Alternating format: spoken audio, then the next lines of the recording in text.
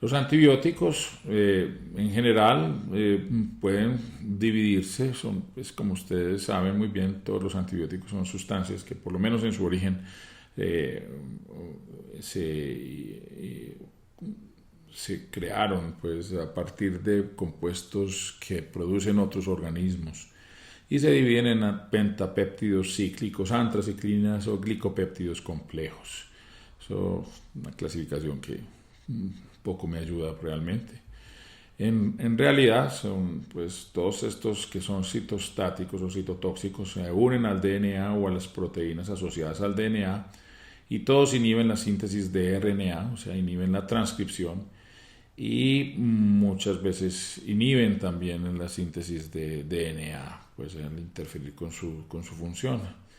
La mayoría se originan en especies de streptomyces, algunos inducen rupturas de cadena de DNA por producción de radicales libres o inhibición de topoisomerasa 2. Existen también algunos antibióticos que son inhibidores puros de las topoisomerasas, o sea, inhibidores de la topoisomerasa 1 y la topoisomerasa 2. Estas causan rupturas del DNA por inhibición de estas enzimas. Recuerden que las topoisomerasas son enzimas importantes para desenrollar las moléculas del DNA durante sus procesos normales de función, para la replicación y para este tipo de cosas. Se requiere que el DNA esté desenrollado y eso lo hace tanto la topoisomerasa 1 como la topoisomerasa 2. Las topoisomerasas lo hacen causando rupturas del DNA en una cadena, lo que permite que se pueda torcer o destorcer el DNA y después se produce pues, el parchamiento de esa ruptura que generan las topoisomerasas. Tal vez los más importantes de los antibióticos son las antraciclinas, de las cuales uno de los ejemplos más importantes es la doxorubicina. Son moléculas que tienen complejas, que tienen esencialmente tres mecanismos de acciones. El primero es que se intercalan los pares de bases de los surcos menores de DNA, o sea que de alguna manera se meten a los surcos del DNA causando un bloqueo, pues llamémoslo así, físico. Las topoisomerasas 2 son que evitan la relajación del DNA superenrollado interfiriendo con la transcripción y replicación, pues se inhiben y las antraciclinas son inhibidores de esa enzima de la topoisomerasa 2 y son sustancias inmensamente reactivas que pueden causar liberación de radicales libres y también pueden causar daños a la estructura del DNA, específicamente en este caso de la ribosa por acción de los radicales libres. Aquí vemos como una caricatura de dos de los mecanismos, se intercalan en el DNA propiamente o interfieren con la topoisomerasa, la enzima que desenrolla el DNA. Pues ustedes pueden leer todo lo que dice acá, no es nada de eso, es mentira, de hecho es fácilmente más verdad que todo lo anterior, pero aquí pueden observar la caricatura donde se ve una estructura planar que es característica de las antraciclinas, que tiene otra estructura que no tiene el mismo plano, que le ayuda a meterse, yo diría que entrometerse en la estructura del DNA, y eso es lo que se llama el intercalamiento. Lógicamente ustedes alcanzan a imaginar que si este DNA tiene que hacer una replicación, pues no va a ser fácil lidiar con estas alteraciones. Si además de eso interfiere con la función de las topoisomerasas, libera radicales libres, etcétera, pueden generar pues problemas. Ustedes aquí podemos observar la característica química, pues, o la estructura química de las antraciclinas. Ustedes pueden observar que la palabra ciclina es bastante bien ubicada, tiene muchos ciclos. Y tiene áreas, esta es la estructura básica y tiene radicales R1, R2, R3 que son distintos o iguales dependiendo del tipo de molécula. Aquí se observa la daunorubicina, que es digamos la primera que se generó y tiene una importante actividad antitumoral, y también una muy parecida a la daunorubicina, que simplemente se le agrega un grupo hidroxilo o doxorubicina o adriamicina, que también se le conoce, es simple y llanamente una hidroxidaunorubicina, y eso es importante porque, por ejemplo, en un esquema de quimioterapia muy frecuente que se llama CHOP, CHOP, que se utiliza en linfomas no Hodgkin. Esa H realmente es hidroxidaunorubicina, o sea, doxorubicina, porque en el momento en el que se inventó ese esquema, la droga común era la daunorubicina, hoy en día es mucho más común la doxorubicina, y por eso recibió el nombre de HN para ese esquema, pero en la mayoría de los otros esquemas donde se utiliza se le da el nombre de A, porque el principal productor o el primer productor que la inventó fue pues Pierre Fabre, que fue una compañía que le dio el nombre de adriamicina, que pegó muy bien durante los 70s. Otro antibiótico es la actinomicina. Este interfiere fundamentalmente con las DNA polimerasa y la RNA polimerasa. Causa ruptura única de cadena del DNA, forma radicales libres, también inhibe la topoisomerasa 2. Es una droga que no usamos muy frecuentemente porque es extraordinariamente tóxica, es incluso demasiado tóxica para ser un oncológico, entonces tiene que ser usada en cantidades muy menores y se reserva para ciertas situaciones clínicas especiales. Es relativamente más común en la oncología pediátrica. Los pediatras parecen saber manejarla mejor que nosotros. Tiene pues una habilidad también de ser intercalada en el DNA. Los pentapéptidos también funcionan de la misma manera. Están los glicopéptidos complejos, tal vez el más importante de todos es la bleomicina. Ustedes pueden observar esta estructura que es indescribible pues, para efectos prácticos, por lo menos es indescribible para un oncólogo.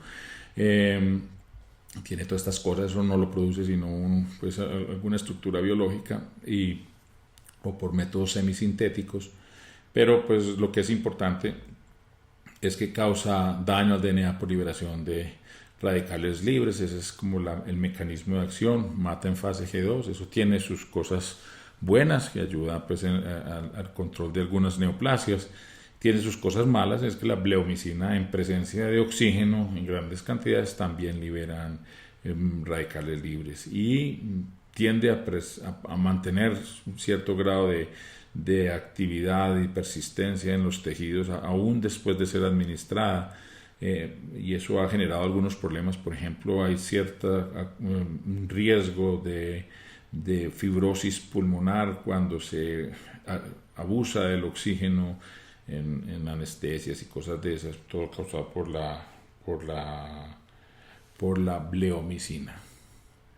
Se une al DNA y tiene pues su actividad. Otro de los antibióticos más comunes es el inhibidor de topoisomerasa. Otro inhibidor es el inhibidor de topoisomerasa 2, como el etopósido. El etopósido es un derivado de la podofilotoxina y se llama epipodofilotoxina. De nuevo, es una sustancia producida por alguna estructura biológica, no recuerdo exactamente qué y no me hace mucha diferencia. El etopósido es un inhibidor puro de la topoisomerasa 2, este no se intercala, simplemente interfiere con la topoisomerasa 2. Recuerden, la función de la topoisomerasa 2 es crear estos desenrollamientos, creando rupturas del DNA y después uniéndolas, evitando pues cambiando como el grado de enrollamiento del DNA. Cuando se rompe la función cuando se interfiere con la función de la topoisomerasa 2, se producen rupturas de doble cadena del DNA que van a generar pues problemas para su función.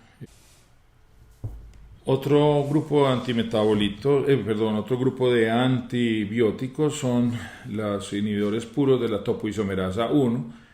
El ejemplo más clásico es el irinotecan. Ustedes pueden observar pues, su estructura molecular, que a mí personalmente no me dice nada.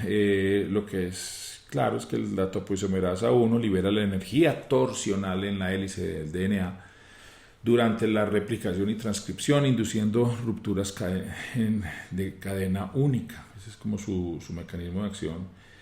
y el irinotecan pues interfiere con esa acción. El irinotecan pertenece al grupo de las camptotecinas, así se llama desde el punto de vista molecular, y se produce daño irreversible del DNA cuando la maquinaria replicativa se encuentra con la topoisomerasa 1 ligada a irinotecan. Entonces eso también interfiere con la función del DNA, especialmente la transcripción celular.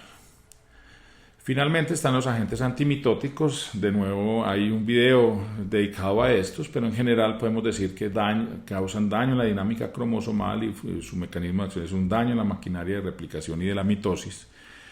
Existen pues esencialmente dos grupos: los estabilizadores de los microtúbulos, que son los taxanos, que de alguna manera interfieren con la desestabilización, que es normal en ese proceso de formación de los microtúbulos, y los desestabilizadores de los microtúbulos, que impiden la formación de microtúbulos activos, como son los alcaloides de la vinca. De nuevo, esto es objeto de otra comunicación. Aquí está la estructura de los taxanos. Este es producido pues por una planta que incluso durante muchos años fue difícil obtener la síntesis de este compuesto, y hoy se hace en forma semisintética y ya no hay problemas pues de suministro.